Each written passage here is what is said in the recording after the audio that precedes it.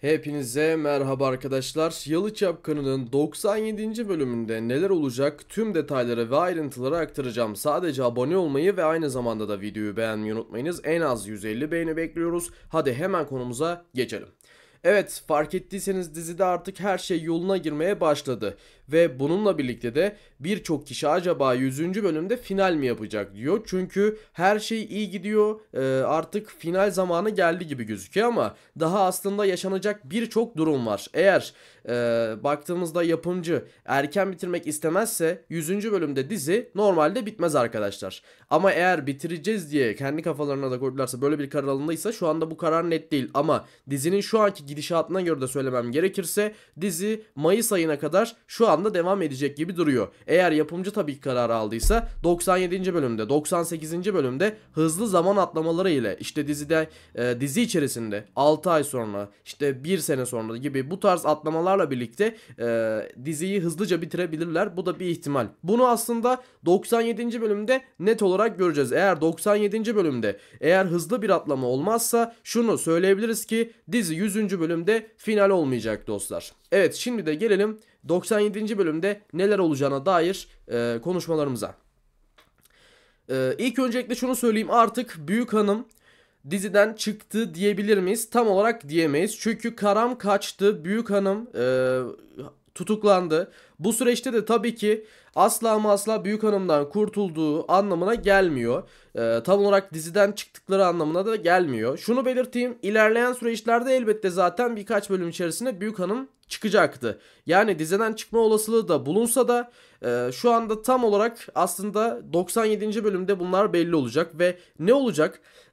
Büyük Hanım tabii ki tekrardan hapisten çıkacak ve birazcık daha intikam almaya devam edebilir ilerleyen süreçlerde, ilerleyen bölümlerde. Onu sizlere söyleyeyim. Büyük Hanım'dan intikam gelebilir. Karam'dan da yine intikam gelebilir. Özellikle işte Abidin'in de annesine yaptığı ihanetle vesaire bir intikam gelebilir. Ama bu birazcık daha düşük bir ihtimal. Şimdi artık tam anlamıyla aslında Büyük Hanım sorunu vesaire, Karam sorunu kalmadı da diyebiliriz. Yani bu tamamen artık azaldı. Artık net olarak sorun şu ki dostlar, Seyran'ın hamilelik konusu, Sunan'ın tabii ki çocuğu, Abidin'in yine çocuğu ve Yalı içerisinde yaşanacaklar. Aynı zamanda da en büyük sebeplerden biri şirket sorunu. Yani şu anda aslında dizi tam olarak bu şekilde ilerleyecek. Özellikle işte Nisan'a kadar, Mayıs ayına kadar eğer 100. bölümde final yapmazsa Seyran'ın hamilelik konusuyla ilgili ve yine şirketle ilgili. Şu an 100. bölüme kadar şirketle ilgili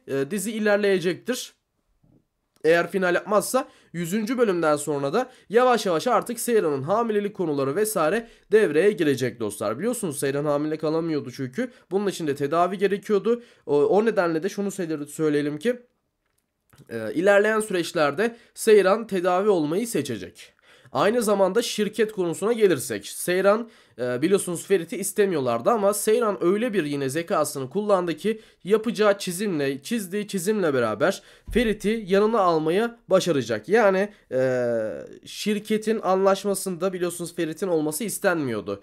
Ama Seyran öyle bir çizim yaptı ki yine aklını kullanarak Ferit'i yanına çekmeyi başaracak. İlerleyen bölümlerde Ferit ile çalışmaya başlayacak arkadaşlar, iş ortakları. Aynı zamanda Seyran tabii ki Yalı'yı da ciddi anlamda kurtaracak. Yine aldıkları parayla da bir ekonomik olarak da ciddi anlamda yine katkı sağlayacak Seyran bu süreçte dizide. Önümüzdeki bölümlerde Sunan'ın çocuğu düşebilir. Onu sizlere söyleyeyim. Bu bir ihtimal ve bu ihtimal düşük bir ihtimal değil. Yani Suna ile Abidin'in çocuğu olmayabilir.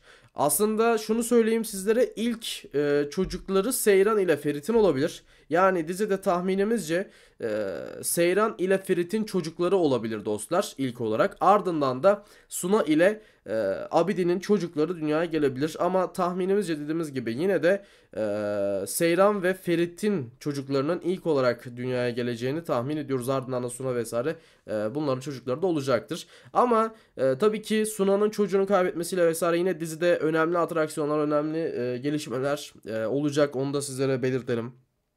Baktığımızda yavaş yavaş artık aile yerine oturmaya başladı. Korhanlar artık tam anlamıyla bir aile olmaya başladı ve sımsıkı bir aile olmaya başladı. İlk bölümlerdeki gibi asla ama asla birbirlerinin arkasından işte kötülük yapmak vesaire artık Korhanların aklından geçmiyor. Tam olarak bir aile oldular aslında.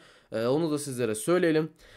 Yine ilerleyen bölümlerde Halis Ağa'nın diziye tekrardan geri döneceğini belirtelim ama Halis Ağa diziye şöyle söyleyelim ki birkaç bölüm içerisinde değil, final bölümüne yakın, belki son bölümde gelecek. Yani örnek veriyorum, işte 100. bölümde final olacaksa ya 100. bölümde gelecek ya da 99'da. Halis Ağa final olana kadar diziye gelmeyecek dostlar.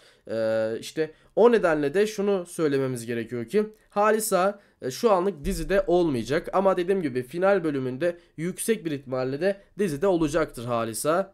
Korhanların başında tekrardan yer alacaktır ve dizi de o şekilde bitecektir. Gerçekten inanılmaz bir serüven var dizide, ciddi bir ilerleme var. Özellikle yine Fransa'da vesaire zaten şu anda da çok fazla tutan bir dizi olduğunu söyleyelim. Fransa'da da ciddi anlamda dizi rating anlamıyla ve yine tanınırlık anlamıyla globalde ciddi bir şekilde dizi tanınıyor. Yurt dışı satışları çok fazla. Yaklaşık 50'den fazla ülkeye de satıldığı söylenenler arasında. İspanya'da zaten ratingler hala aynı. Ratinglerde bir düşüş yok. Bakalım bu süreçte, bu gidişle neler olacak gerçekten merak ediyoruz. Dediğim gibi çarşamba günleri izleniyormuş Fransa'da da. O nedenle ratinglerde bir epey fazla. Şimdi bir yandan da Afra Saraçoğlu, yani birazcık da diziden çıkıp da gerçek hayata dönersek Afra Saraçoğlu ve Mert Ramazan Demir'in aşk durumlarına bakmamız gerekirse de son zamanlarda aralarının setten kaynaklı iyi olduğunu biliyoruz. Ama dizinin bitmesiyle, bakın setin bitmesiyle, artık dizinin kalmamasıyla beraber yani bu üzücü bir durum ki Afra Saraçoğlu ile Mert Ramazan Demir aşkı da tam anlamıyla bitebilir dostlar. O nedenle sizlere bunu da söyleyelim. Hani tabii ki baktığımızda bu ikilinin arası şu anda iyi gidiyor. Sette de iyi görüntüler var ama artık zaten dizinin de sonuna yaklaşıldı. O nedenle tekrardan bir barışma, tekrardan bir barış aralarında olmayabilir. Onu da yine belirtmiş olalım sizlere. Baktığımızda Türkiye'de reytingleri de bu arada ciddi anlamda düştü Yalı Çapkın'ın. O nedenle hani 100. bölümde final olması da bu sezon yüksek bir ihtimalle final olacak gibi duruyor. Artık dizi birazcık daha zoraki çekimler yapıyor. Aslında erken final yapmamak için direniyor diyebiliriz dizi. Bakalım ilerleyen bölümlerde neler olacak, sizlerle birlikte göreceğiz.